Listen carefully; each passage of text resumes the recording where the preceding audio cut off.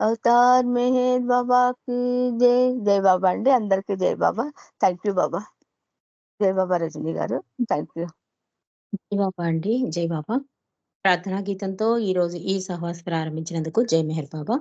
మనం సత్య సంపద అనే ఇంగ్లీషు పుస్తకం, రియల్ ట్రెజర్ అనే ఇంగ్లీష్ పుస్తకాన్ని తెలుగు అనువాదం సోదరులు పెద్దలు బి రామకృష్ణ గారు చేసిన ఈ సత్య సంపద అనే పుస్తకాన్ని మనం చదువుకుందుకి ప్రయత్నం చేస్తున్నాం.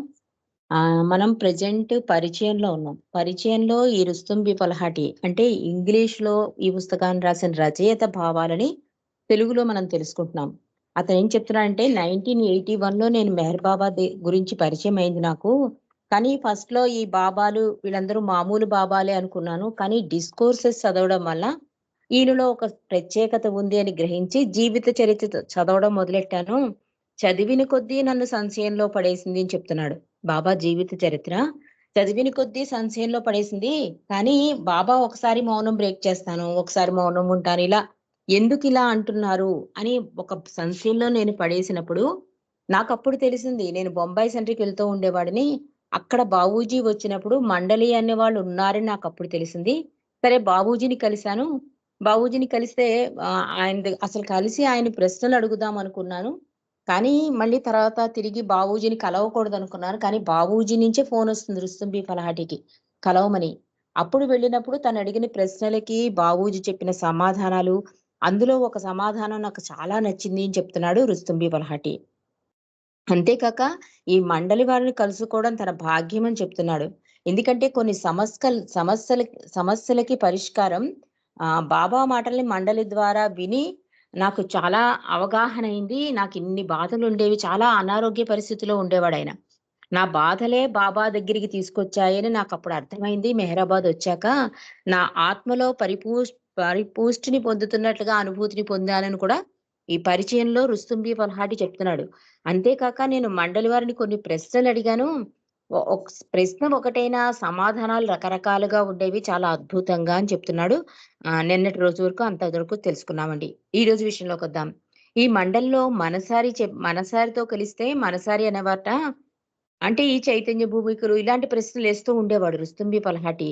అందుకని మనసారి అంటున్నారు, ఈ రకంగా చైతన్య భూమికల అంటే ఈ ప్లేన్స్ గురించి హాస్యమాడుతూ మనసారి అనేవారట, "ఏ ప్లేన్ గురించి మాట్లాడుతున్నావు? ఎయిర్ ఇండియా వారివా? టీడబ్ల్యూ వారివా?" అని అడిగారట. అంటే ప్లేన్స్ అంటే మనం భూమికలు కదా! ఆవిడ ఏరోప్లేన్ గురించి మాట్లాడుతున్నారు. చాలా హాస్యంగా అనేవారట ఆవిడ. ఇక ఇరీచ్ అయితే అనేవారట, విషయాల లోతుల్లోకి వెళ్లి సమగ్రమైన వివరణ ఇచ్చేవారు ఇరీచ్ అయితే, నాకు ఈ 2 సమాధానాలు సంతృప్తినిచ్చేవి. అంటే మనసారి అలా హాస్యంగా మాట్లాడుతూ సమాధానం ఇచ్చినా, ఇరిచి లోతుల్లోకెళ్ళి సమాధానం ఇచ్చిన 2 నాకు నచ్చేవి అని చెప్తున్నాడు రుస్తుం బి పల్హాటి. ఎందుకంటే వారిరువురు అరమరికలు లేని వారి ప్రేమను నాకిస్తున్నారనే భావన నాలో కలిగించేవారు. అంటే ఈ హాస్యమాడినా, ఇరిచి లోతుల్లోకెళ్ళి చెప్పినా కూడా ఒక రకమైన దగ్గరతనం ఏర్పడుతోంది నాకు అని చెప్తున్నాడు. వాళ్ళ ప్రేమ అలా అరమరికలంటే వీడు పైవాడు కాదు మనవాడే అనే భావనతో అనిపించేది వాళ్ళ సాంగత్యం నాకు అంటున్నాడు రుస్తుం బి పల్హాటి. మండలి వారు ఎలాంటి ప్రయత్నం చేయకుండానే వారి ప్రేమను ప్రసరింపజేసేవారు. సూర్యుడు ఆయన వేడిని, వెలుగును ప్రసరింపచేసినట్లే మండలివారు వారి ప్రేమను, వారి ఉనికి ద్వారా వారి సమక్షంలో వారు మౌనంగా ఉన్నా కూడా ఎదుటివారిని ప్రేమలో తడిపేలా పంచేవారు. అంటే అంత అద్భుతమైన ప్రేమను పంచేవారు మండలివారు అని చెప్తున్నాడు రుస్తుం బి పల్హాటి. ఇక అలాంటి ప్రేమ వెలుగులో వెంటనే నాకు గతంలో లేని దృష్టిలోని స్పష్టత చేకూరింది. అంటే కొన్ని సంశయాలున్నాయి కదా! అవన్నీ కూడా ఆహ్, ఒక స్పష్టతకొస్తున్నాయట. అతనికున్న ఆ సంశయాలన్నీ కూడా. ఆధ్యాత్మిక వైపరీత్యాలు, మానసిక సంక్షోభాలు పరిష్కరించుకోలేనివి కాదని తెలిసిపోయింది. నిజానికి ఆధ్యాత్మికత అంటే ఏదో అర్థం చేసుకోవలసినదనే భావం పోయి ప్రేమమయమైన జీవితాన్ని గడపడమేనని తెలిసిపోయింది. అంటే ఒక ఆధ్యాత్మికత అంటే ఏవో కొన్ని కొలమానాలుంటాయి కదా! అలా అనుకున్నాను నేను.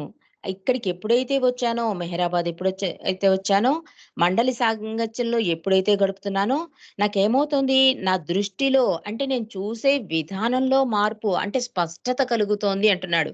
అంటే ఏ మార్గంలో పయనించాలి, ఎలా అర్థం చేసుకోవాలి ఈ విషయంలో అన్న ఒక స్పష్టతమైన అవగాహన కలుగుతోంది.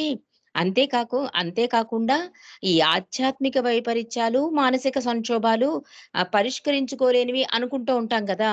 కానీ నిజానికి ఆధ్యాత్మికత అంటే ఏదో అర్థం చేసుకోవలసిన భావంతో కాదు, ప్రేమమైన ప్రేమమయమైన జీవితాన్ని గడపడమే అని తెలిసిపోయింది అతనికి. ఆధ్యాత్మికత అంటే బాబా కూడా అంటారు ఆచరణలో పెట్టేది అని. అలాగా ప్రేమమయమైన జీవితం గడపడమే ఆధ్యాత్మికత అని నాకు తెలిసిపోయింది అంటున్నాడు రుస్తుం.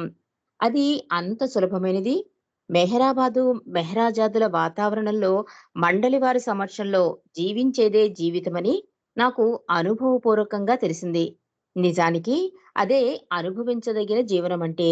అంటే నిజంగా జీవితం అంటే ఇలా మండలి సమక్షంలో జీవించడమే జీవితం. ఆధ్యాత్మికత అంటే ప్రేమమైన ప్రేమమయమైన జీవితాన్ని గడపడమే అని నాకు తెలిసిందని చెప్తున్నాడు రుస్తుం. ఇక అక్కడి నుండి వెళ్ళిపోయి నా ఉద్యోగంలో చేరి ఆ దైనందిన జీవితాన్ని మళ్ళీ ప్రారంభించగానే మళ్ళీ నేను అయోమయంలో పడ్డాను. నిజ జీవితంలో ఆధ్యాత్మికతను ఆచరణలో పెట్టడమెలా అనే విషయంలో స్పష్టత కొరవడింది. ఎంతో స్పష్టంగా అప్పుడు అనిపించిన విషయాలే మళ్ళీ మగతగా కనిపించసాగాయి నాకు. నేను మండలి వారి ఆదర్శంగా నా ప్రవర్తనను మలుచుకునే ప్రయత్నం చేసినా, నేను ఏది ఎలాగైనా ప్రేమ వాతావరణాన్ని, అనుకూలతను వారిలాగా రూపొందించలేకపోయాను. అంటే ఈ సమస్య ప్రతి వాళ్ళకి వస్తుందండి. కొన్నాళ్ళు మెహరాబాద్‌లో ఉండి మనం ఇక్కడికొచ్చాక కొంచెం ఎమడదు మన ఆత్మ. రెడీగా ఉండదు. ఎందుకంటే చాలా అన్‌ఈజీనెస్సు మళ్ళీ అక్కడికెళ్ళిపోతే బావుండు అనిపిస్తుంది.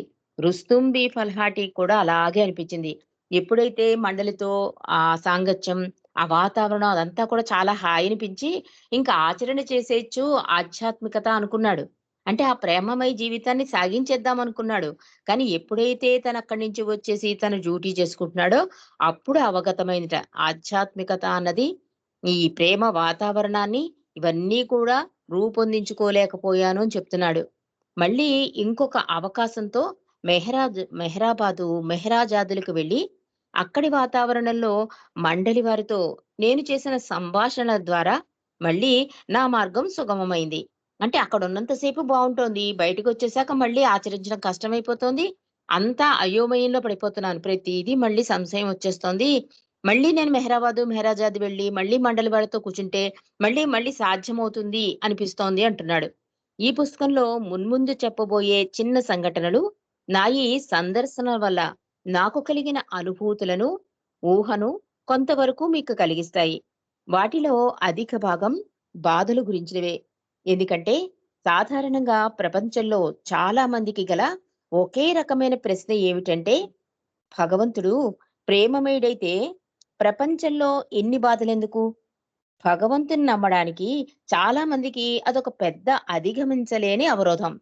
ఎవరైతే భగవంతుని అప్పటికే నమ్ముతున్నారో, ఎవరైతే బాధల గురించి కొంత బుద్ధిగ్రాహ్యమైన తెలివి కలిగి ఉన్నారో, వారి పట్ల నా స్వంత అనుభవం ఏమిటంటే, వారికి బాధలు కలగగానే వారిని వేధించే ప్రశ్న నాకే ఎందుకు? ఈ ప్రశ్ననే నేను కూడా ఎన్నో సార్లు నాకు నేను అడిగింది. అంటే ఇక్కడ ఏం చెప్తున్నాడంటే రుస్తుంబి ఫల్హాటి ఆహ్, భగవంతుడు నిజంగా ప్రేమమయుడైతే ప్రపంచంలో ఇన్ని బాధలెందుకు అనే ప్రశ్న అందరికీ వస్తుంది. భగవంతుని నమ్మడానికి కూడా ఇదొక పెద్ద అవరోధంగా కనిపిస్తుంది మనకి. అలాగే ఇంకా ఏంటి ఈ తెలివి ఎక్కువైపోయి ఏమవుతుందంటే, ఈ స్వంత అనుభవాల వల్ల కలుగుతాయి కదా బాధలు, ఇవి వేధిస్తూ ఉంటుంది ఈ ప్రశ్న ఎప్పుడూ కూడా. ఎంత పూజలు చేస్తున్నా, ఎంత ప్రార్థనలు చేస్తున్నా, భగవంతుడేంటండి ఇంత కఠిన పరీక్ష పెడుతున్నాడు, భగవంతుడేంటండి ఇన్ని కష్టాలు పెడుతున్నాడు అనే ప్రశ్న మాత్రం ఉంటుంది. అది కూడా ఎప్పుడొస్తుంది? మనకి కలిగినప్పుడే. నాకు కలిగిందనుకోండి, నాకే ఎందుకీ కష్టాలు? ప్రపంచంలో ఇంకెవరూ లేరా? నేనే దొరికానా? ఇలాంటి ప్రశ్న ప్రతి వాడికి వస్తుందని చెప్తున్నాడు రుస్తుంబి ఫల్హాటి. ఈ ప్రశ్ననే నేను కూడా ఎన్నో సార్లు నాకు నేను అడిగింది. అనుకున్నట్టు రుస్తుంబి కూడా నేనే దొరికానా? ఈ అనారోగ్య పరిస్థితులు, ఈ ఆర్థిక ఇబ్బందులు ఇవన్నీ చూసి భగవంతుడసలు నిజంగా ప్రేమమయుడేనా అని అనుమానం కలిగింటే రుస్తుంకి. దీనికి మండలి వారి సమాధానమేమిటో, వారు నాకు చెప్పిన సమాధానాల ప్రకారం తెలుసుకోవడానికి మీకు ఎంతో ఆసక్తి ఉండవచ్చు. ఇక అందరూ ఆ పై అడిగే సాధారణ ప్రశ్నలు ఎలా అనే మాటతో ప్రారంభమవుతాయి. ఎలా నేనది చేయగలను? అది ఎలా చేయగలను? ఎలా దీనిని తప్పించుకోగలను? ఎలా దానిని సాధించగలను? ఇలాంటి ఇలాంటి ఎన్నో ప్రశ్నలకు సమాధానాలన్నీ ఒకే మాట పైన ఆధారపడి ఉంటాయి. అది ఆయనను స్మరించండి. అందుకే మీరు చదవబోయే సంఘటనలోని చాలా కథలు సంస్మరణకు అంటే నామస్మరణకు సంబంధించినవై ఉంటాయి అని చెప్తున్నాడు రుస్తుం. అంటే ప్రతి వాళ్ళకి ఈ ప్రశ్న గురించి ఆన్సర్ తెలుసుకోవాలని ఉంటుంది. ఎవరి మటుకు వాళ్ళు ప్రశ్నలు వేసుకున్నా, భగవంతుని క్వెషన్ చేసినా, ఈ ఇతర వాడి నుంచి ఎలాంటి సమాధానం వస్తుందని క్యూరియాసిటీ ఒకటి ఉంటుందండి. అదే చెప్తున్నాడు. ఈ ప్రశ్నలందరికీ ఉంటాయి. కానీ ఈ సమాధానాలన్నీ నేను పుస్తకంలో రాసాను. మీరు అది చదవడానికి ఆసక్తి కూడా చూపిస్తారు. కానీ ఒక్క విషయం మాత్రం గుర్తుంచుకోండి. ఈ ప్రశ్నకి సమాధానాలన్నీ కూడా ఆయనను స్మరించడంతో లింక్ అయి ఉంటుంది అని చెప్తున్నాడు రుస్తుం. నేను మండలి వారితో నేర్పిన చిన్న చిన్న స్వల్ప సంభాషణల గురించి తలుచుకున్నప్పుడల్లా నాకొక కొత్త పులకింత కలిగేది. అంతేకాక కొన్ని సందర్భాలు మొదట జరిగిన దానికన్నా ఆ తర్వాత తలుచుకున్నప్పుడు అధికమైన అనుభూతిని కలిగించాయి. అది అతి సహజంగా మండలి వారిచ్చిన ఆ సమాధానాల్లో ఇమిడి ఉన్న ఉదాత్తత, పరిపూర్ణత్వం వల్లనే జరిగింది. అయినా నాకు తెలుసు చాలా మంది పాఠకులు వాటిని మదించి అయితే ఏమిటి? లేదా అందరికీ అది తెలిసిందే కదా! అని అంటారు. అందుకని నేను మీకు కేవలం మాటలే చెప్పటం లేదని, ఆ మాటలు ప్రేమాన్విత అధికారంతో చెప్పబడ్డాయని, వాటి వెనక ఆ అధికారం ఉందని భావిస్తున్నాను. అంటే కొన్ని ప్రశ్నలకి సమాధానాలు రుస్తుం మామూలుగా చెప్పినా కూడా మీరేమనుకుంటారంటే, ఈ ప్రశ్నకు సమాధానం నేను ఇలాగే ఊహించాను. నేననుకున్నదే రుస్తుం చెప్తున్నాడు అని మీకనిపించొచ్చు. కానీ ఈ మాటల వెనక మండలి చెబుతున్నారనే స్ఫురణ ఉంచుకోండి అని చెప్తున్నాడు. అవి బాబా మాటలు. బాబా మాటలు మండలి వారు చెప్తున్నారు కనుక దానికొక అధికారం, ఒక ప్రేమ జోడించి చెప్తారు. కాబట్టి ఈ సమాధానం మళ్ళీ తరచి, తరచి వింటే ఆ లోతు మీకు తెలుస్తుంది అని చెప్తున్నాడు. ఎందువలనంటే ఆ మాటలు ప్రేమాన్విత అధికారంతో చెప్పబడ్డాయి అని చెప్తున్నాడు. అంటే బాబా మీద ఉన్న ప్రేమ, ప్రేమికులను బాబాని అవగాహన చేసుకోవడానికి అవకాశం ఉంటుంది మండలి మాటలు. కాబట్టి వాటిని తేలిగ్గా తీసుకోవద్దని చెప్తున్నాడు మండలి మాటల్ని. వాటి వెనక ఆ అధికారం ఉందని భావిస్తున్నాను. ఒక శిశువు కింద పడి గాయపడితే ఆ బాధతో కన్నీళ్లు కారుస్తూ ఏడ్వడం ప్రారంభిస్తాడు శిశువు. అప్పుడు ఆ దారిని వెళ్ళే ఒక పెద్ద మనిషి "ఏడ్వకు, ఆ బాధ తగ్గిపోతుంది. పెద్ద గాయం కాలేదులే" అని ఓదార్చినా ఆ శిశువు ఏడుస్తూనే ఉంటాడు. కానీ అతని తండ్రి వచ్చి ఓదార్చి ఆ శిశువును అక్కున చేర్చుకుని ఆ శిశువుపై గల వారి హృదయపూర్వకమైన ప్రేమ, బాధ్యతల అనుభూతిని అతనికి కలిగిస్తూ అవే మాటలు చెప్పినా దాని ప్రభావం వేరుగా ఉంటుంది. శిశువు తన తండ్రిని నమ్ముతుంది. ఆయన తన బాగోగులు చూసుకుంటాడని విశ్వసిస్తుంది. సాధారణంగా తండ్రి ఏమీ కాదులే అని నయమవుతుందని చెప్పగానే అభయం ప్రసాదించబడినట్లు భావిస్తుంది. కాబట్టి ఇక్కడ మండలి వారు చెప్పిన ఈ ప్రశ్నలకి సమాధానాలు మండలి వాళ్ళు చెప్తున్నారు అంటే, తండ్రి మాటలను చెప్తున్నారనే స్పృహ ఉంచుకోండి అని చెప్తున్నాడు. ఒక శిశువుకి దెబ్బ తగిలిందనుకోండి, దారిన పోయేవాళ్ళు చెప్తారు. "అయ్యో! తగ్గిపోతుందమ్మా. ఏం కాదు, ఏం కాదు." ఎంతమంది చెప్పినా వాడు ఏడవడం ఆపడు. అదే తండ్రి వచ్చి, "నాన్న రా నా దగ్గరికని" చెప్పి వాడి చేతి మీద ఆ గాయాన్ని తుడిచి తగ్గిపోతుంది అంటే విశ్వాసం. ఎందుకంటే తండ్రి మీద ఉన్న విశ్వాసం వల్ల వెంటనే వాడు ఏడుపు మానేస్తాడు. అలాగే మెహర్ తండ్రి మీద మనకి అచంచల విశ్వాసం ఉంది. ఆయన డైరెక్ట్‌గా చెప్పలేని సమాధానాలు మండలి ద్వారా చెప్పిస్తాడు. కాబట్టి మీరు ఆహ్, ఆ విశ్వాసాన్ని ఉంచండి అని చెప్తున్నాడు. మండలి మాట్లాడిన మాటలకి విశ్వాసాన్ని చూపండి అని చెప్తున్నాడు రుస్తుం. అది మండలి వారి స్థాయి. కాబట్టి ఒక ప్రశ్న నాకు తెలిసిందే, నేను విన్నదే ఇలా భావించకండి. ఎందుకంటే దాని లోతుల్లో చాలా భావం ఉంటుంది. ప్రేమాన్విత అనునయం కూడా ఉంటుంది. అదంతా తండ్రిది వాళ్ళు ఇస్తున్నారు. కాబట్టి అది మండలి వారి స్థాయి అని చెప్తున్నాడు రుస్తుం. దానిని కేవలం వారితో జరిపిన సంభాషణలు వినిపించడం ద్వారా పొందడం, గ్రహించడం సాధ్యం కాదు. ఏ అధికారంతో వారు మాట్లాడతారో, ఎలాంటి ప్రేమను వారు చూపుతారో అవి ఎంత శక్తివంతంగా ఉంటాయంటే, వారి నుండి వినే మాటలు ప్రీతముడైన తండ్రి నుండి విన్నట్లుగా ఉంటాయి. ఎవరైనా వారిని పూర్తిగా నమ్ముతారు మరియు వారి మాటలు విన్నవారి హృదయాల్లో పరివర్తన జరుగుతుంది. అలాంటి పరివర్తన వారు పలికే ఆ మామూలు మాటలకు అతీతంగా ఉంటుంది అని చెప్తున్నాడు రుస్తుం. అసలు ఎంత అద్భుతమైన మండలి గురించి అవగాహన చూడండి అతనికి. అంటే మండలి అంటే మనం కొంతమంది అంటారు, మండలిని ఎందుకండి తలుచుకోవడం, మరి మీరు బాబాని పక్కన పెట్టేస్తున్నారు. కాదండి, మండలి అంటేనే బాబా, బాబా అంటే మేము మండలి. బాబా కూడా అంటారు, నేనే గనక మండలిగా ఉంటే ఇంతలా భగవంతుడికి సర్వార్పణ అయ్యి ఉండేవాడిని కాదు, ఇంత నిస్వార్థ సేవ చేసి ఉండేవాడిని కాదు. అంటే తండ్రిని, భగవంతుడిని ఒక పసిపిల్లాడు చూసుకున్నట్టు తల్లిదండ్రులు పసిపిల్లాడిని ఎలా చూసుకుంటారో అలా చూసుకున్నారండి బాబాని. ఇరిచ్చి గాని, మెహరా గాని, మణి గాని, రుస్తుం ఆయన ఉన్నారు కదా! మా మిగతా వాళ్ళందరూ పాద్రి, పెండు అందరూ కూడా ఒక పసిపిల్లాడిలా చూసుకున్నారు. అందుకనే బాబా అలా అన్నారు. అందుకనే ఇరిచ్చిని తల్లన్నారు.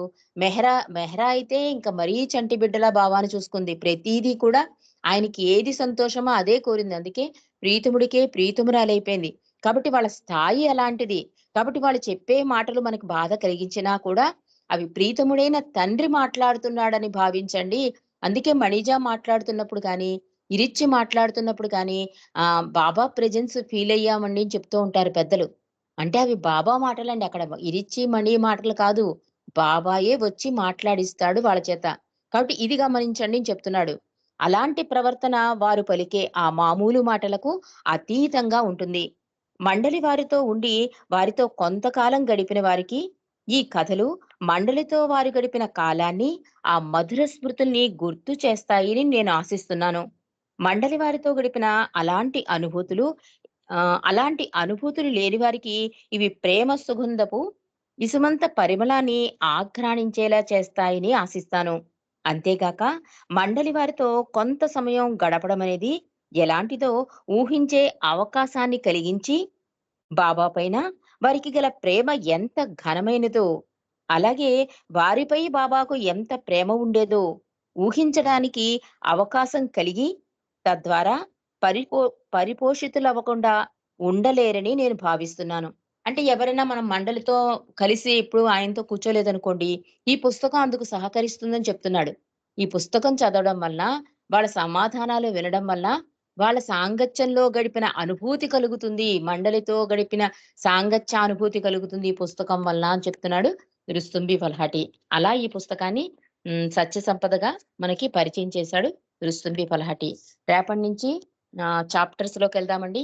ఇందులో చాలా చాప్టర్స్ ఉన్నాయి. దగ్గరగా 128 టాపిక్స్ ఉన్నాయండి. 128 అంటే 128 టాపిక్స్ రాశాడు. ప్రార్థనలు, సంస్మరణ మాత్రమే పరిగణించబడుతుంది. బాధ, మేల్కొల్పి పిలుపు, దివ్యేచ్ఛ, కర్మ మరియు కృప ఇలా సైడ్ హెడ్డింగ్స్ పెట్టి ఆ టాపిక్స్ మండలి వాళ్ళు అడిగితే బాబా మాటల్లో మండలి ఎలా చెప్పారన్నది ఈ పుస్తకంలో చెప్పారు. ఇవి మనకి రామకృష్ణయ్య గారు కూడా అంటారు. కొన్ని సమస్యల్ని పరిష్కరింపజేస్తుందని కూడా రామకృష్ణయ్య గారు రాశారు ముందు. కాబట్టి ఇంతటి అద్భుత పుస్తకాన్ని చదివే భాగ్యం కల్పించిన మెహర్ ప్రభుకి మరొక్కసారి కృతజ్ఞతా వందనాలతో హారతిలోకి వెళ్ళిపోదామండి. హారతి సులోచన అండ్ ధనలక్ష్మి చేయవలసిందిగా కోరుతున్నాను. జై బాబా అండి. జై బాబా. జై బాబా. జై బాబా. అవతార్ మే బాబా की जय।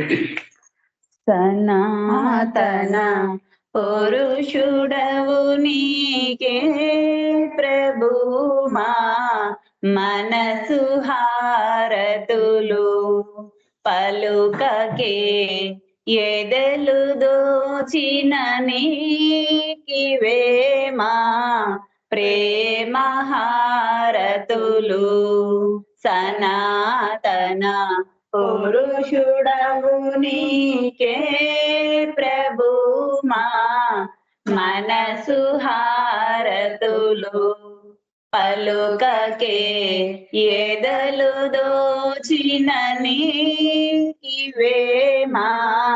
ప్రేమ హారతులు ప్రభుని ప్రేమకే వశమై సమస్తము నీవే అన్నాము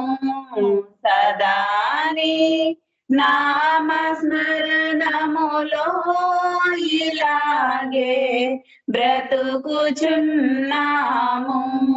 మెహరుమా తత్వమెరిగిన నీకివేమా మనసు హారతులు.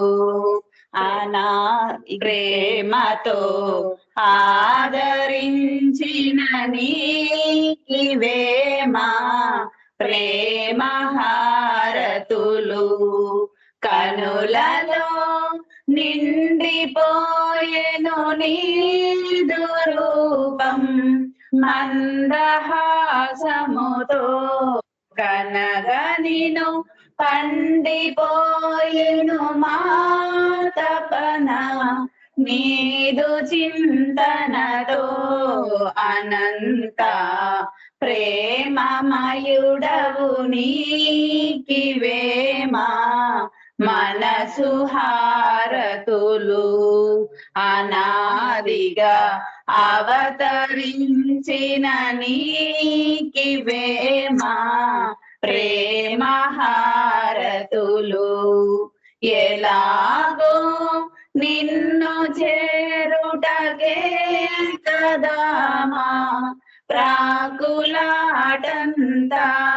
అలాగని శోధనము చేస్తే ప్రభుమా ఊపిరనంత పరాత్పర పరమ పావన నీకివేమా మనసు హారతులు.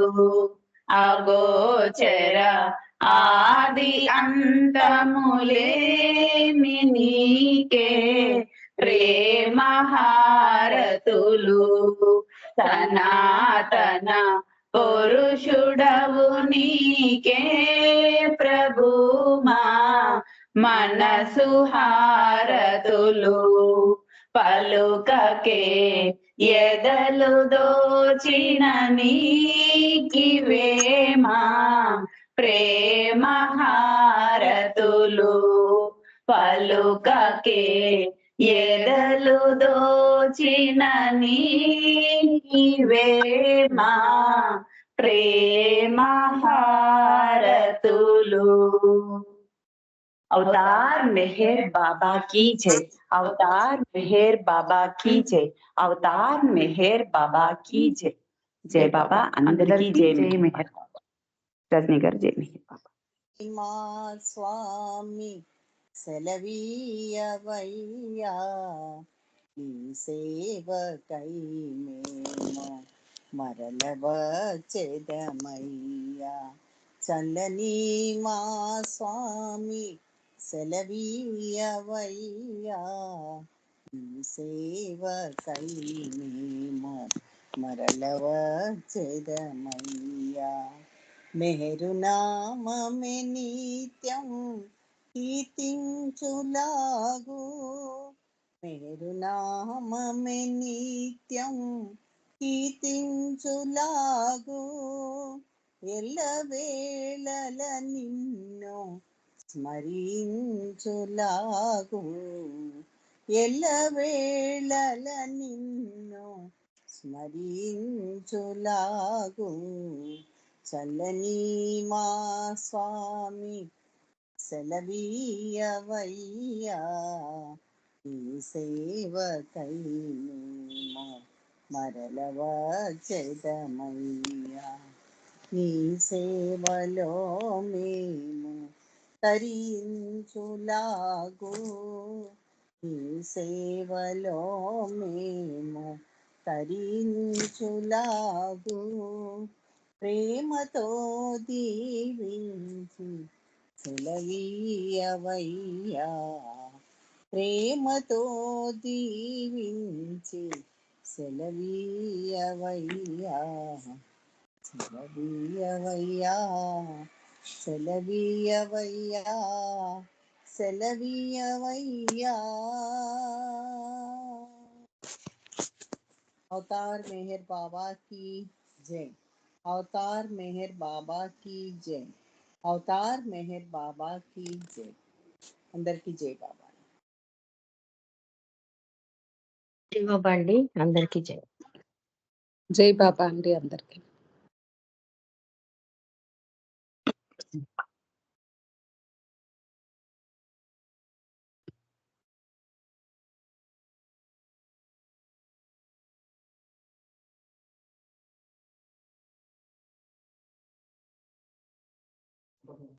జై బాబా అందరికి జై మెహర్ బాబా.